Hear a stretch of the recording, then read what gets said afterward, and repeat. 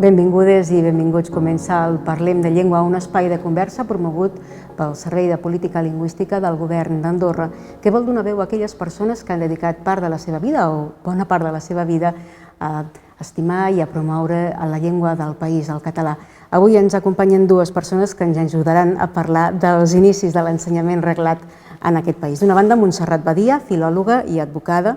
En el decurs de la seva carrera ha desenvolupat diverses facetes professionals, sempre relacionades amb la promoció de la llengua, com l'ensenyament, la correcció, la traducció, la redacció de nombrosos estudis i documents, així com l'impuls del Servei de Política Lingüística que va encapçalar fins l'any 2002. De l'altra ens acompanya Rosabel Ganyet, filòloga i apassionada de l'ensenyament, que ha dividit el seu temps entre la docència, la traducció i el periodisme i va ser responsable del Servei de Política Lingüística Montserrat Badia entre els anys 1988 i 1996. Els he de dir benvingudes, fundadores, perquè aquesta seria la paraula adequada en aquest cas. Benvingudes en aquest espai de Parlem de Llengua. Moltes gràcies. Com vau decidir crear el Servei d'Assessorament Lingüístic? Perquè aleshores no podíem parlar del Servei de Política Lingüística. Doncs en realitat no ho vam decidir nosaltres, ho va decidir la gent. La Rosabel i jo érem professores d'adults i en aquella època teníem molts alumnes que venien d'empreses i que ens explicaven que tenien problemes per fer les coses bé, perquè després els criticaven perquè no feien els cartells en català, o que feien faltes, o que el govern hauria de fer alguna cosa per ajudar-los, perquè hi havia unes normes disperses, i van ser els nostres alumnes. I nosaltres que compartíem un cop a la setmana despatx amb els nostres superiors, un dia ho vam anar a plantejar concretament a la Roser Bastida. Li vam anar a dir, Roser... Un dia i un altre dia i un altre dia. Sí, eren bastant pesades, Sí, perquè la cosa és una mica de dir nosaltres ja fem la nostra feina, ara feu la vostra. Clar, no n'hi havia prou amb la feina que fèieu. No n'hi ha prou, perquè una cosa és ensenyar i quan ja en saps, què fas? I això és qüestió de país. No ni d'educació, ni del departament tal, ni qual, sinó de país, perquè la llengua és tot. Com dius, una apassionada de la llengua.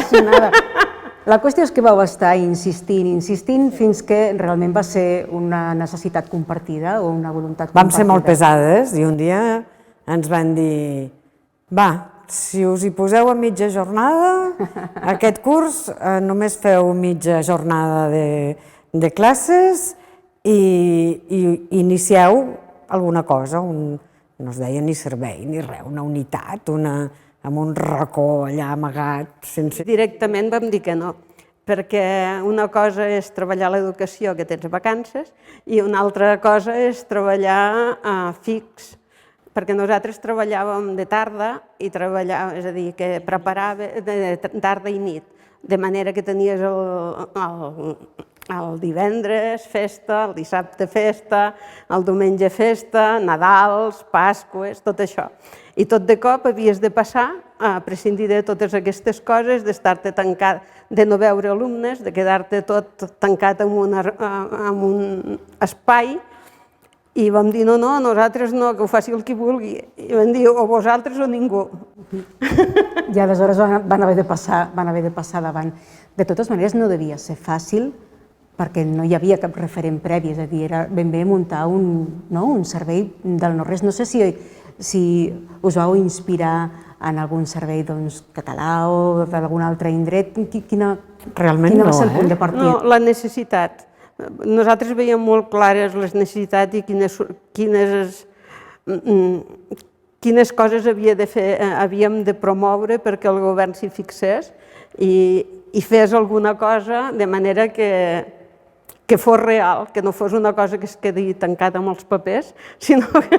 No, vam començar donant resposta als nostres alumnes i donant-los allò que ens havien demanat i tot seguit començant a planificar, perquè ara ho dèiem, érem molt planificadores, també érem molt pretensioses i ens pensàvem que ens podíem menjar el món i vam començar a tenir massa idees fins i tot perquè érem nosaltres dos i després se'ns hi va afegir el Sergi Orovich que em fa l'efecte que voltava per allà un dia i el vam agafar i érem però mitja jornada, és a dir, però de seguida vam començar a planificar, a veure què volíem, ara en parlàvem, I sobretot amb el suport molt, molt important de la Rosa Bastida.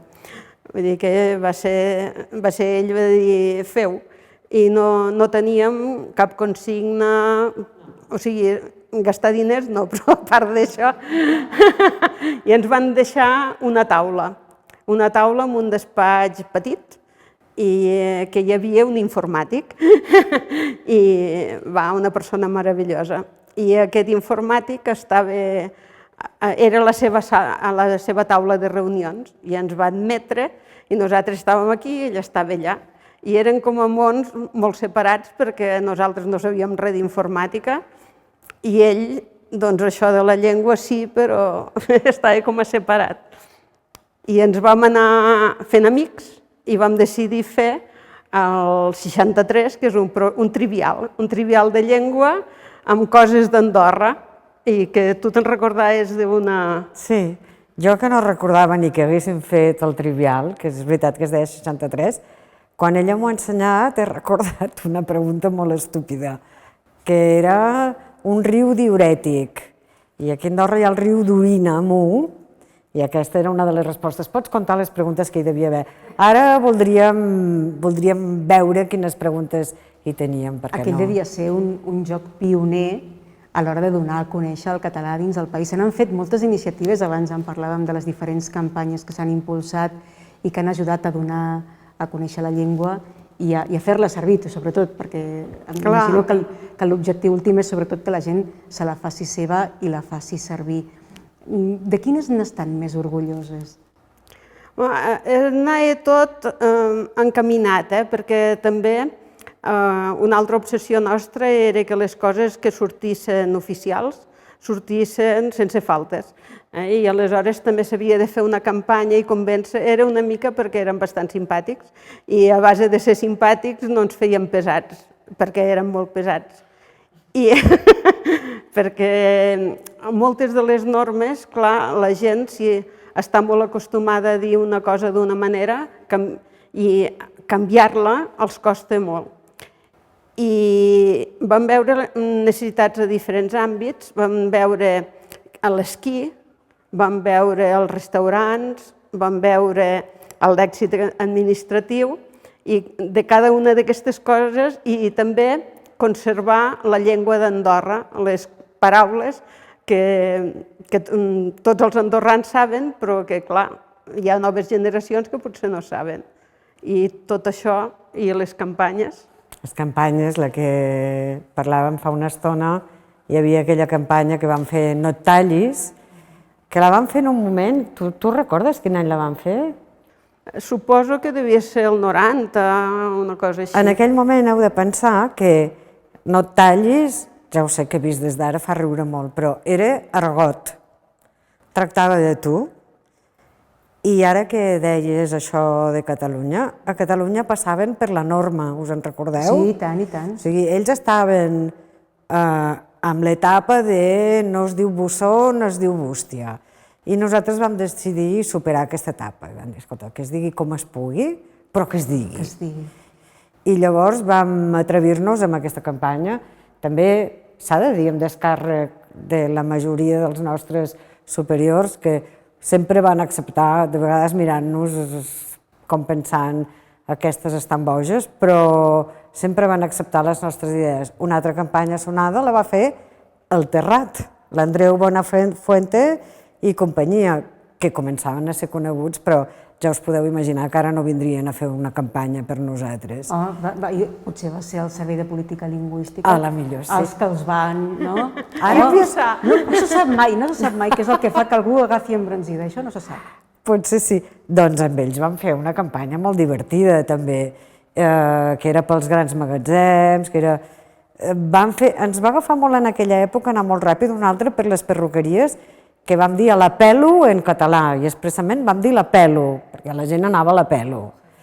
És a dir, teníem molt clar de seguida que després això és el que s'ha fet a tot arreu, és a dir, sobretot intentar que la gent el parli i, paral·lelament, intentar que ho faci bé. I nosaltres ja atacàvem aquests dos flancs. Però vam anar molt ràpid a dir no, l'important és que es parli, que es parli. I incidint en això, hi havia un sol de llengua.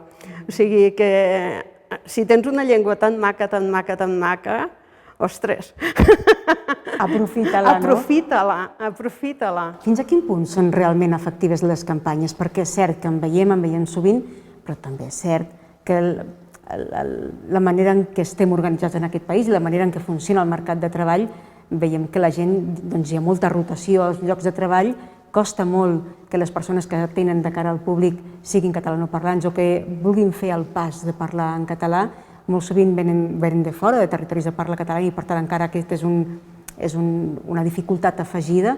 Realment, fins a quin punt les campanyes ajuden a provocar aquest canvi? És que el que passa és que el problema és gairebé, discrepo una mica, el problema som els catalans, els andorrans. O sigui que els que venen de fora, si tu veus, jo què sé, si un futbolista es posa unes espardenyes, doncs marca tal, encara que estiguin estripades, després tothom es posa unes espardenyes, encara que estiguin estripades. I és els que ens ho hem de creure som els catalans i els andorrans. Si no t'ho creus tu, doncs perquè la gent vol, la gent sempre parlar català és com una promoció i la gent ho intenta. El que passa és que si tu els hi parles castellà o els hi parles una altra llengua només per la cara que fan o per la pinta que fan o perquè no són prou andorrans... Lligant amb això que dius i amb allò que ella preguntava, hi ha dues coses. Una campanya per si sola no convertirà ningú, veurà una campanya molt divertida i dirà ai, sí, ara em poso a parlar en català. Això no, però en canvi una campanya suscitarà un debat. I aquest debat el suscitarà en els mateixos andorrans, que som una gent molt respectuosa i tant que de vegades ens passem de la ratlla, perquè ens pensem que parlar la nostra llengua amb gent que ve, que té una llengua d'origen diferent, doncs encara no ens creiem que sigui normal. I d'aquesta manera ni ens fem un favor a nosaltres ni fem un favor a les altres persones. És a dir, la campanya en si no té aquesta funció objectiva que molts voldrien, perquè no la té, però sí que suscita un debat i en general la població andorrana està molt contenta quan es fan actuacions a favor de la llengua, que no vol dir que sigui una població ni molt activista, lluny d'això. Els andorrans som... Això del català ens va molt bé, però que no ens atabalen gaire, que tenim molta feina. Aquest vessant potser de ser molt conscients que som un país turístic i, per tant, de vegades confonem aquesta atenció al turista amb deixar de costat el que ens és propi, no? Sí. Una mica reprenent el que deia la Rosabel. Perquè el que és propi, tu ja ho tens. És que això és una cosa que costa d'admetre. Tu ja ho tens i els altres han de lluitar molt per tenir-ho. Jo sempre, als meus alumnes, sempre els dic el mateix, vull dir, tu has de guanyar tot tu i quan ja en sàpiguis, tothom et felicitarà i és una cosa que no em felicitaran mai a mi, en canvi tu sí. Com valoreu la situació del català? Perquè ara que estem entrant una miqueta en matèria, com valoreu la situació del català al país? En aquests moments. En aquests moments. Això ho saben molt més bé els que estan ara a política lingüística que nosaltres, però... Hi ha hagut una evolució respecte, per exemple, als anys previs? A veure, depèn molt de la demografia. Hi ha hagut una cosa que ha canviat absolutament el panorama per mi. A l'època en què nosaltres vam iniciar tota aquesta aventura tan preciosa, hi havia la cultura i la llengua francesa que, encara que amb un pes molt inferior del castellà, tenia un contrapès gens negligible. Què ha passat? Això és la meva percepció, a part de les dades de les enquestes sociolingüístiques que diuen que la cosa no està tan malament. La percepció que molts ciutadans tenim és que va malament. Bé, és que va malament, és que molt sovint vas a comprar i no t'atenen i... Bé, Doncs jo tinc la sensació que la llengua francesa ha perdut molt de pes a Andorra i com més nivell perd el francès, com més pes perd el francès, curiosament el català l'acompanya a poc i el castellà es fa hegemònic. És a dir, estem caminant suaument cap a un monolingüisme Castellà. Castellà. Aquesta és la meva impressió. Ara, després, les dades són les que parlen i me les crec molt perquè són enquestes molt ben fetes. Jo penso que no moltes campanyes, sinó una ben feta, que abans parlàvem informalment i deia de la Coca-Cola. La Coca-Cola cada any fa superanuncis. Doncs la llengua, que és el que ens defineix, no sé, cadascú s'expressa només en una llengua. Es pot expressar en moltes altres, però la seva és la seva. I no es cuida.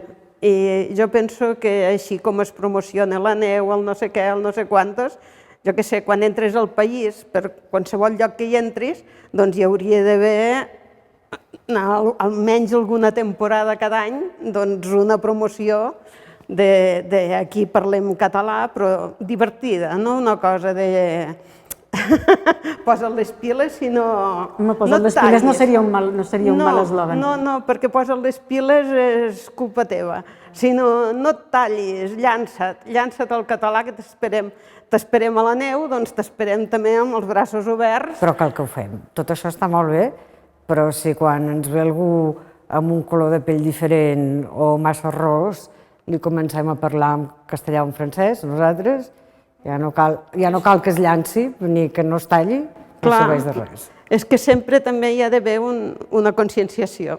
La conscienciació és molt important. Hi ha una cosa que a mi m'interessa molt de les institucions públiques, que és la següent. Per què tenim tots tan clar que l'actuació pública, l'Estat, ha d'intervenir en educació, en sanitat, en medi ambient? Com reclamem tots la intervenció de l'Estat en medi ambient? Perquè és una cosa que ens hi volem posar tots, però que necessitem el lideratge de l'Estat i nosaltres hi anirem tot darrere. I com l'Estat és tan tímid defensant una qüestió tan important per la identitat i per la sobirania com és la llengua. Perquè nosaltres, els andorrans, ens diran, som així, som de l'altra manera, la majoria pensen això, tenen aquests costums, però una cosa que ens defineix moltíssim, a molts, els vinguts d'arreu, que ens defineix, és la llengua. Com és que volem que liderin en medi ambient, en sanitat, en educació, en tot el que vulgueu, i el canvi climàtic, com volem que hi intervingui? I no demanem una intervenció menys tímida, més decidida en el camp identitari, lingüístic, sobirà? Aquesta cosa a mi em preocupa. Jo estic mirant de recollir els ingredients de la recepta. Tinc aquesta intervenció decidida de l'Estat a l'hora de defensar aquest tret tan identitari com és el de la llengua. D'una banda, la conscienciació, que abans també parlàvem nosaltres. Si no ens ho creiem, difícilment convidarem a ningú a que jugui amb nosaltres. I després una campanya divertida. M'ha quedat el tema de la campanya divertida. Sí, sobretot. Ha de ser divertida, perquè és cert que quan t'arriba qualsevol recomanació amb un posat massa seriós, normalment et fa més aviat enrere. Què més li podem afegir a aquesta sopa de pedres, per dir d'alguna manera? Una actitud molt oberta, un convenciment que no adreçar-te en català a una persona que viu aquí i no el parla perquè és la seva opció, és una actitud discriminatòria.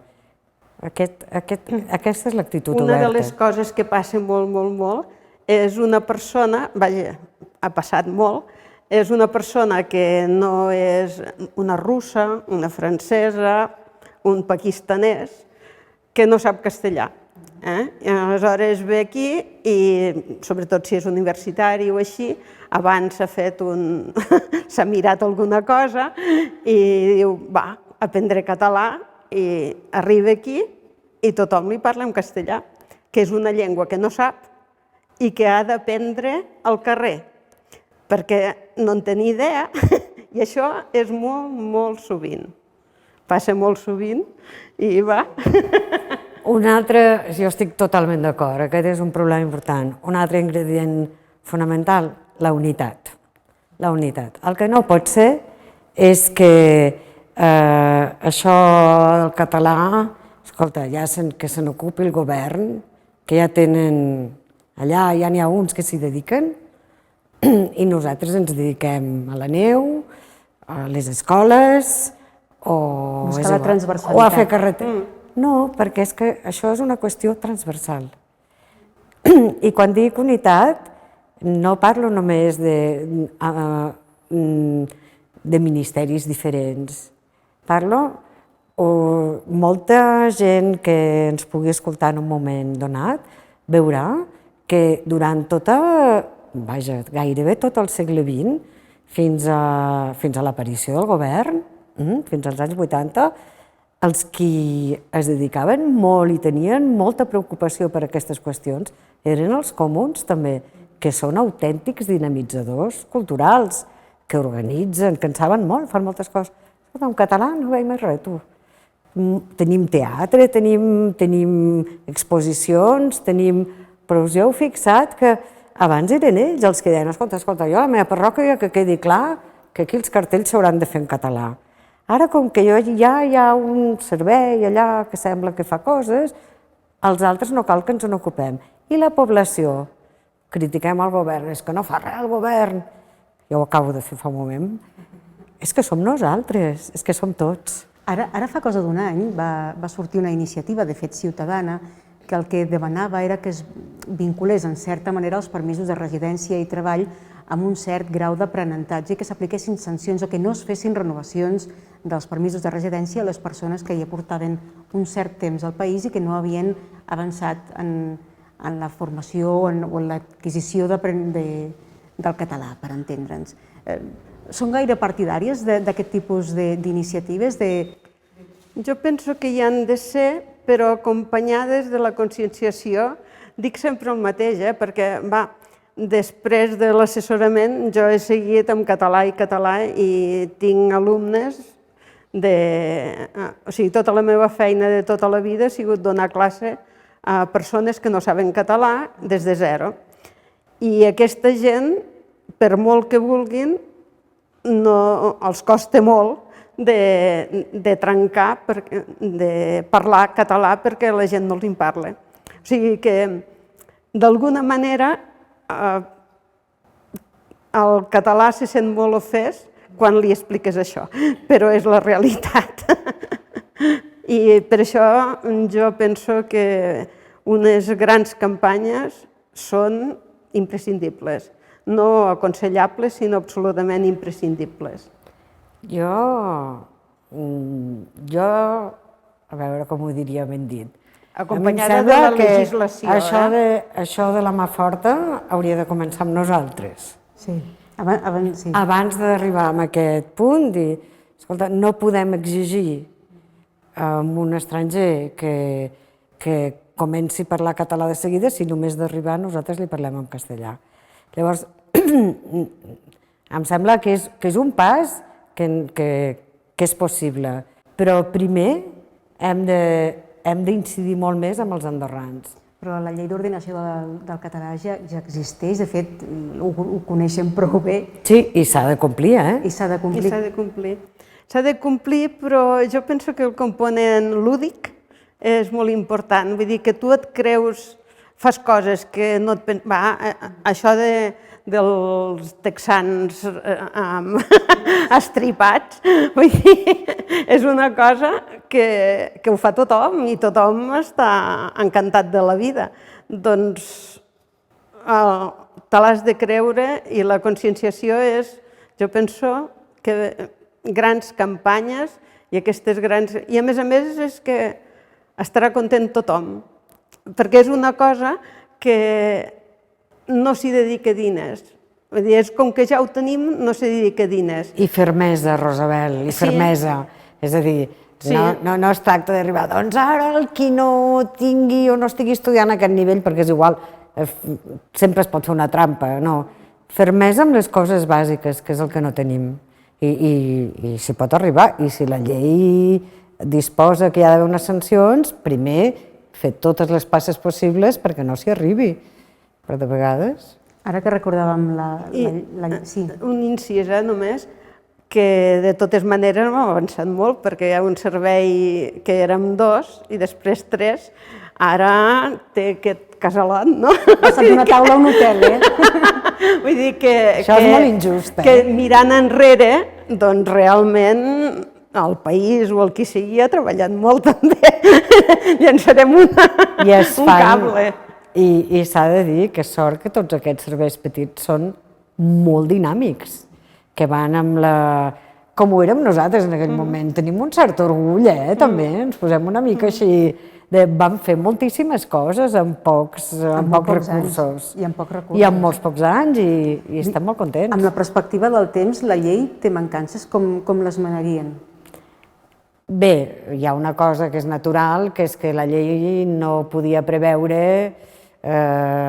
ni la tecnologia, ni les xarxes, ni les webs, tot això. Hi ha un desenvolupament natural que fa que la llei ha quedat una mica desfasada en algunes coses que ara són normals i en aquell moment no ho eren. Això d'una banda. I potser també amb això que jo he dit abans de la unitat. Potser estaria bé que la llei recollís més el paper de totes les institucions públiques, privades, de la societat civil, que l'havien deixat, perquè era en altres temps, aquella llei l'havia deixat una mica de costat.